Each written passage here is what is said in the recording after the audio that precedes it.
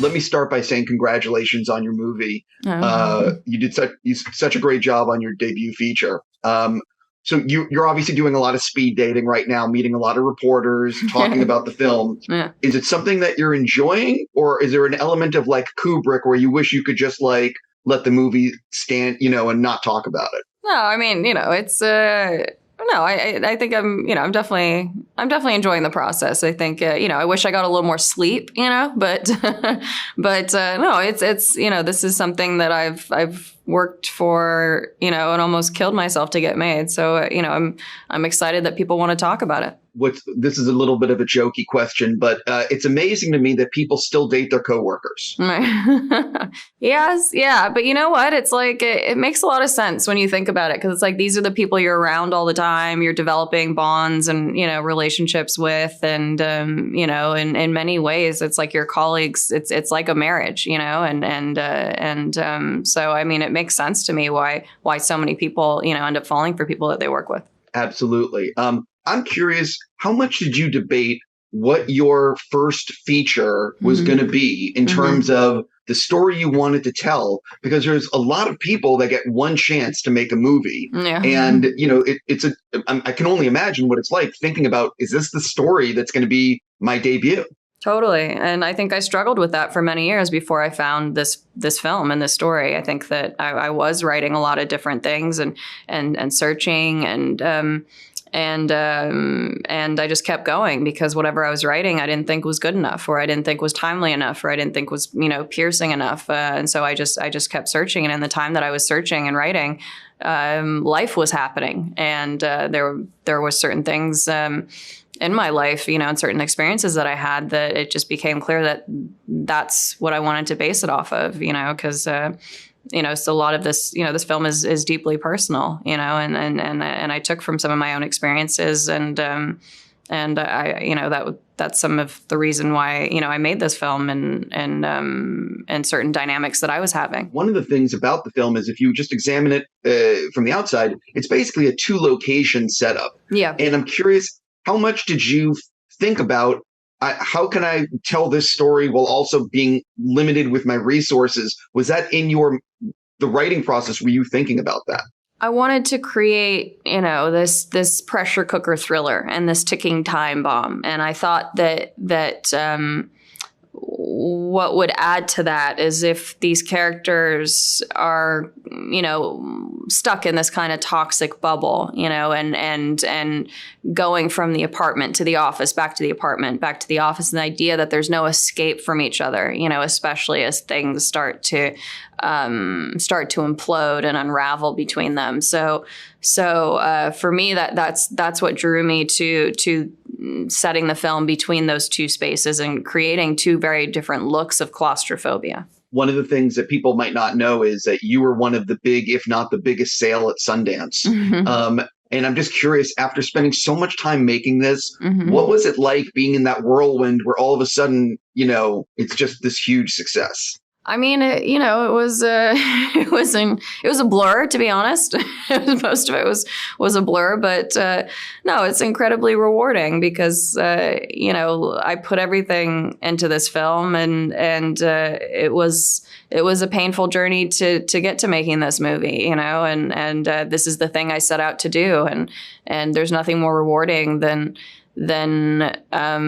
first of all just people reacting the way that you want them to react and asking, the kinds of questions, the same kinds of questions that drove me to writing this film and starting that kind of conversation and that buzz and that debate. So I think for me, like primarily, aside from the sale, it was really about the audience reaction first and foremost, and then of course the sale was incredibly exciting and rewarding. So I haven't spoken to you before, but I love talking about the editing process because it's where it all comes together. So how did the film change in the editing room in ways perhaps you didn't expect? I think the editing was a lot of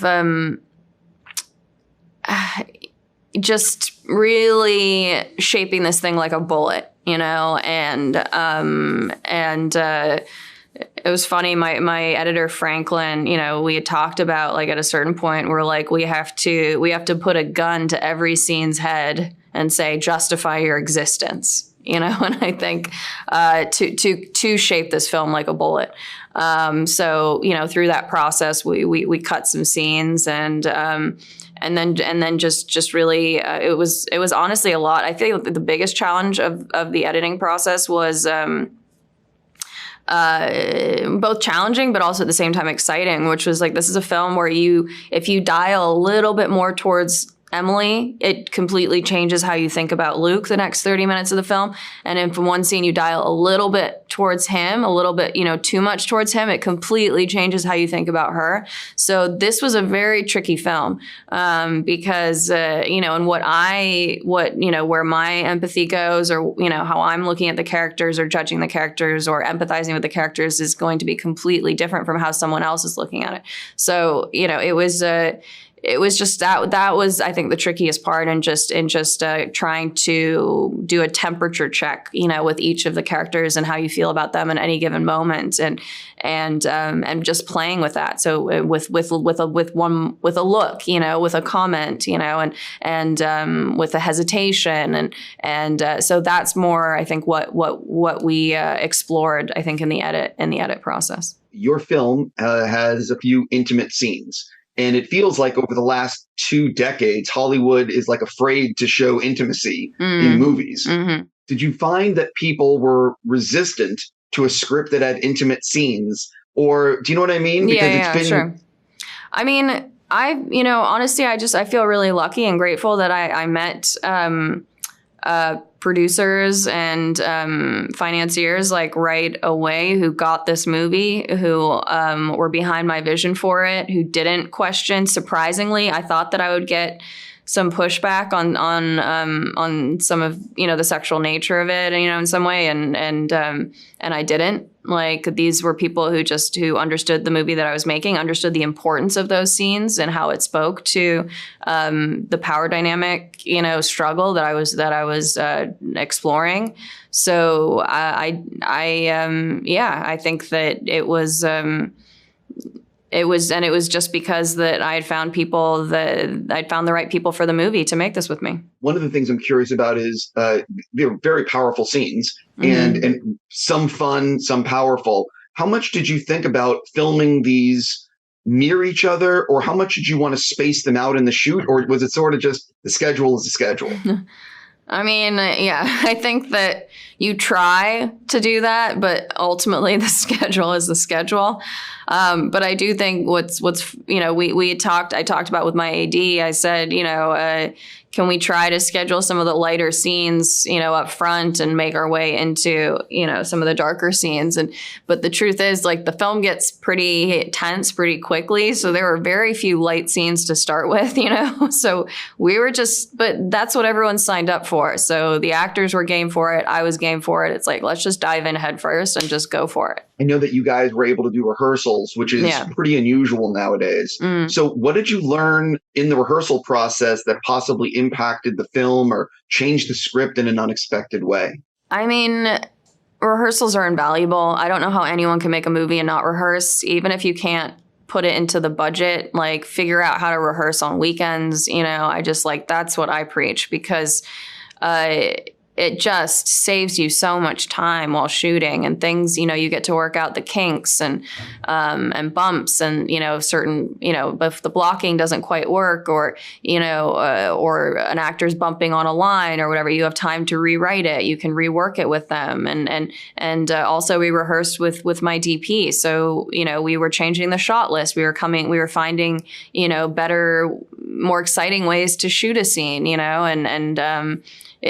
so by the time we got to shooting on the day, we could just fly. Yeah, it's so interesting. I can't imagine not doing rehearsals, but you hear about all these movies and they're just like, blocking and figuring it all out on set. It must add so much time to the production. I think that I wouldn't be able to sleep the night before if I didn't know exactly what I was doing that day.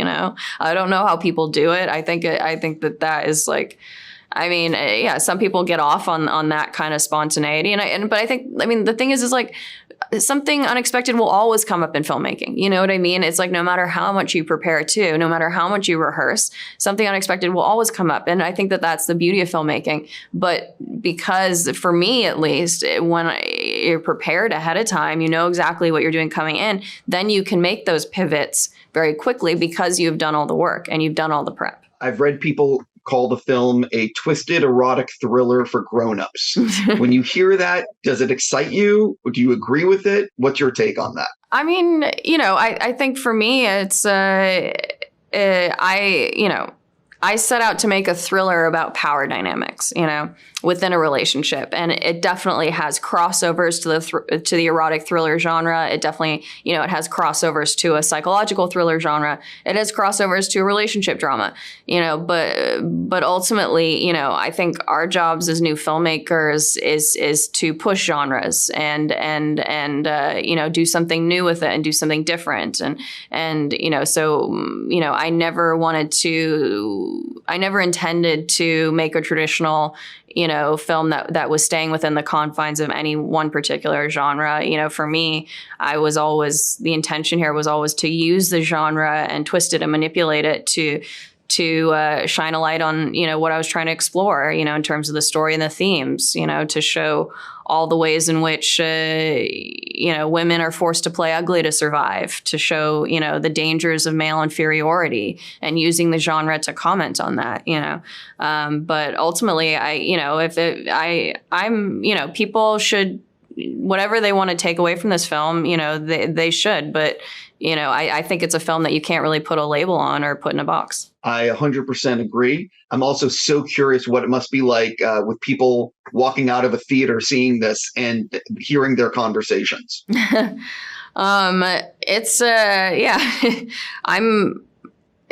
So far with all the screenings we've done, it's been incredibly exciting and buzzy, and you see people, you know,